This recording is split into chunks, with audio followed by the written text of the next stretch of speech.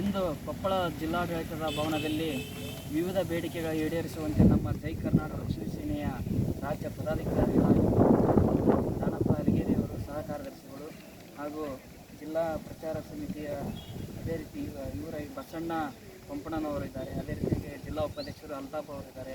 ಚಾಲಕರ ಘಟಕದ ಅಧ್ಯಕ್ಷರು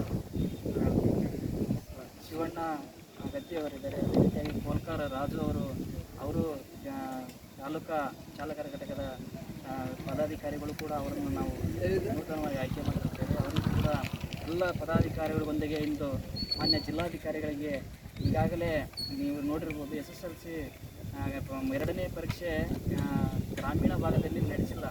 ಕೇಂದ್ರಕ್ಕೆ ಸಿಟಿಯಲ್ಲಿ ಬಂದು ಬರುವಂಥ ವಿದ್ಯಾರ್ಥಿಗಳಿಗೆ ಭಾಳ ಅನಾನುಕೂಲ ಆಗಿದೆ.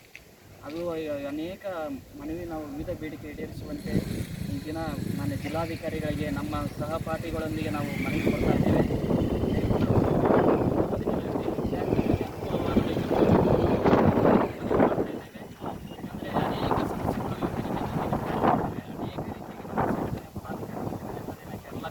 ಮಾಡ್ತಾ ಇದ್ದಾರೆ. ನಾವು ಇಂದು ಜಿಲ್ಲಾಧಿಕಾರಿಗಳನ್ನು ಭೇಟಿಯಾಗಿ ಅನೇಕ ಮನವಿಯನ್ನು ಕೊಟ್ಟಿರುತ್ತೇವೆ ಎಂದು ಈ ಮೂಲಕ ನಾನು ಮಾಧ್ಯಮದವರಿಗೆ ತಿಳಿಸುತ್ತೇನೆ.